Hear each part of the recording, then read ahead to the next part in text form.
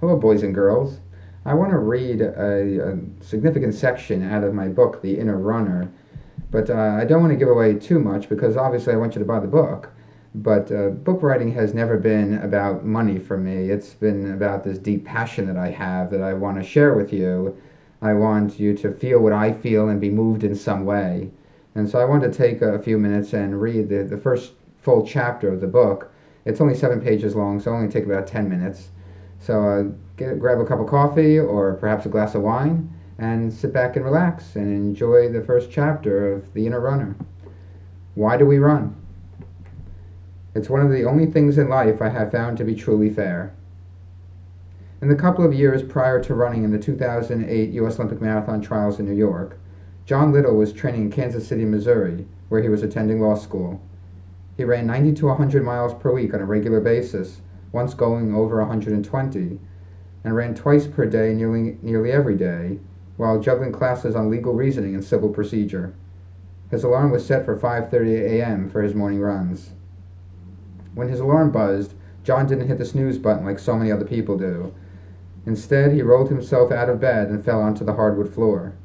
This was his daily ritual to wake himself up and force himself to run before going to class.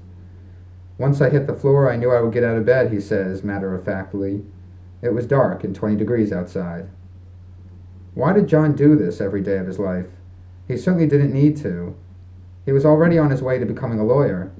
In high school, he was a 4:19-miler and 9:42 two-miler, and ran on two NCAA Division I university teams, running 8:25 for 3,000 meters and 14:45 for 5,000 meters, excellent times for any runner.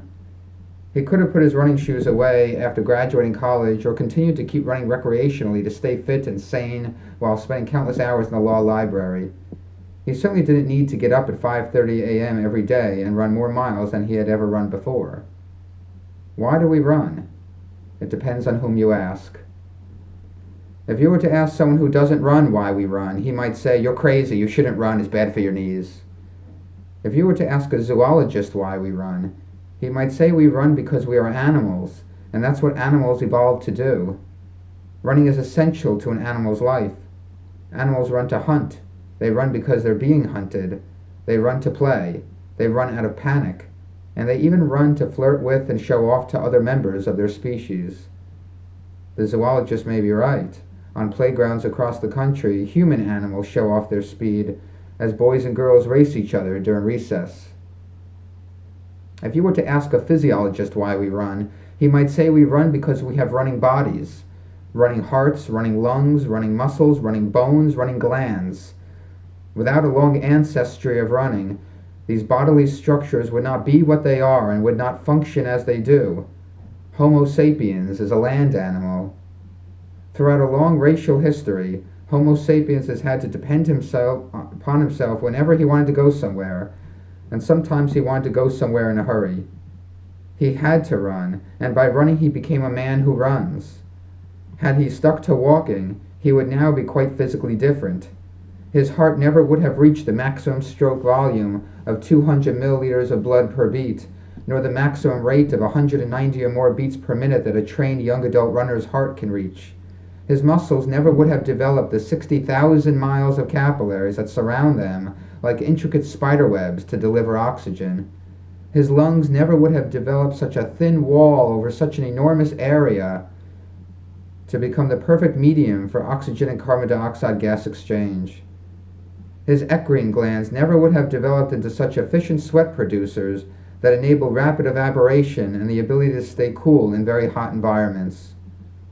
The physiologist would argue that our bodies are exquisitely made for running, especially long distances.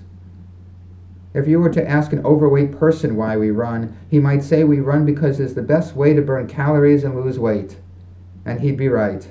Research shows that on a minute-by-minute basis, running burns more calories than any other physical activity, with the possible exception of cross-country skiing. And because the weight-bearing nature of running is dangerous for an overweight body, running has the effect of getting rid of weight fast to protect one's joints from damage. So if you want to lose weight quickly and keep it off, it pays to become a runner, or at least someone who runs.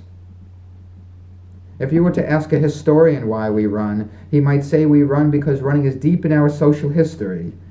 The earliest known running races date back to about 2035 BC in ancient Sumer. In ancient Greece, commonly regarded as the birthplace of competitive sport, running was a highly regarded physical trait. Most runners are familiar with the legendary run of the Greek messenger Phidippides from the battleground of Marathon to the marketplace in Athens to announce the Greeks' war victory. It is from that starting point of his run in Greece that we get the name of the race that has become a prominent item on people's bucket lists. But Phidippides isn't the only historic runner. All ancient peoples have such tales of great running. The Inca civilization had no horses or other animals for rapid transportation. Messages were sent by relay runners, each of whom ran about a mile in distance, carrying knotted ropes to refresh their memories of the details they were to transmit by word of mouth. The extensive system of unpaved roads throughout the widespread Inca territory, totaling 14,000 miles, was entirely for travel by foot, especially running. Much of this running was done at 9,000 feet or more of elevation over the Andes Mountains, a perfect height for the development of aerobic endurance. If you were to ask a sociologist why we run, he might say we run to satisfy society's basic need for self-fulfillment in the arts, in exploration of the earth, of outer space, and of the inner space within the individual self. Every sound society must have a foundation of what can be called moral energy, of courage and will to begin and maintain the development of energies and talents toward their highest potentials, despite all fear of danger, exhaustion, ridicule, and failure. Inconsequential as running may seem in our society, what more available, more healthful, more developmental, more satisfying activity do we have to meet this universal need for self-affirmation? If you were to ask a psychologist why we run, he might say we run because it's satisfying, that it is just as, if not more effective, as prescription drugs in ameliorating symptoms of depression, that it affects our brains and our minds in ways we are still learning about, and that it provides a sense of achievement for its own sake. He might reference Albert Bandura's self-efficacy theory and tell us that running increases and reinforces our beliefs in our capabilities and makes us feel good about ourselves. If you were to ask Roger Bannister, the world's first sub-4-minute miler, why we run, you might find his answer among the pages of his book, The 4-Minute Mile. I find in running, win or lose, a deep satisfaction that I cannot express in any other way. I sometimes think that running has given me a glimpse of the greatest freedom that a man can ever know, because it results in the simultaneous liberation of both body and mind. If you were to ask a theologian why we run, he might say we run for spiritual reasons, that through our physical efforts we bring ourselves closer to God. When God created Adam and Eve, he gave them bodies and biology most suitable for running, and when we run, we glorify God by living the way God intended. The theologian would further point out that the Bible has a number of references to running, like in the book of Hebrews, and let us run with endurance the race that is set before us. If you were to ask Dr. George Sheehan, the late cardiologist and running philosopher, whom I had the privilege to meet at a 10K race in Asbury Park, New Jersey in 1993, why we run, his answer might be the wisest one yet. I run so I do not lose the me I was yesterday and the me I might become tomorrow. If you were to ask a Greek taxicab driver in Rosemont, Illinois, why we run, his answer might surprise you. In the spring of 2007, I was sitting in the back of a taxicab in Rosemont, Illinois, just outside of Chicago. I was in town to speak at a fitness industry conference. I brought my racing shoes and clothes because I planned to run a race in Chicago's Grant Park while I was there. I didn't have a car in Rosemont, so I got up extra early and took a taxi from the hotel to the park. When I stepped into the taxi, rubbing the early morning from my eyes, the taxicab driver asked in an accent I couldn't quite place, "Where are you going?" "Grant Park in Chicago," I responded, "going to run a race." The taxicab driver immediately got excited. "When I was back home in Greece, I used to run all over the country," he exclaimed, sounding like he was already on his third cup of coffee. "Running is a great way to see the countryside in Greece. When you run, everything is perfect." I didn't expect to hear something so profound at 6 o'clock on a Sunday morning in the taxicab in Rosemont, Illinois, But there it was. When you run, everything is perfect. On that day, in that cab, a random taxi cab driver from Greece said something that I'll remember for the rest of my life. I share his words every time I speak publicly about running.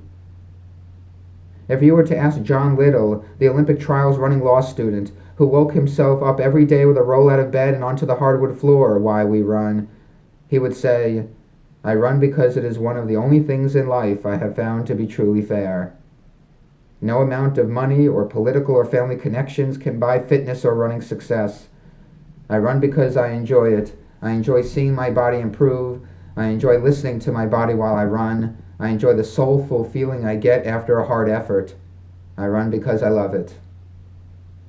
If you were to ask me why I run, as I am often asked, I might say that sounds like a simple question, but it's actually not so simple to answer. I could say I run because it makes me fit, or I could say I like the challenge of it, or I could say that I run to prevent the heart attack that my father died of when he was 51 years old. All of those reasons are true, but none of them is the right one. I might answer the question by posing one of my own, like my Jewish brethren tend to do. Why does a pianist play the piano? Why does an artist paint? Why does a writer write? The truth is, I've been running for so long that I don't question why I do it. I just do. 6 days per week, every week. I don't know how not to run. My life can't be any other way. Running is my sustenance. It is my companion, my best friend who is there every day for me to talk to lean on, to gain strength from. My mother, who was a widow for 29 years, always said about my father, he gave me the strength to be me the next day. I suppose that is what running does for me. Finally, if you were to ask a Zen master why we run, he might not say anything. He would just start running. Perhaps that's the best answer of them all. It is impossible to fathom the innumerable factors that can and do motivate a person to run. There is never a single motive that can be isolated as exclusively responsible. We run for a beautiful variety and complexity of reasons, limited only by our ability to understand them. And we run because we can.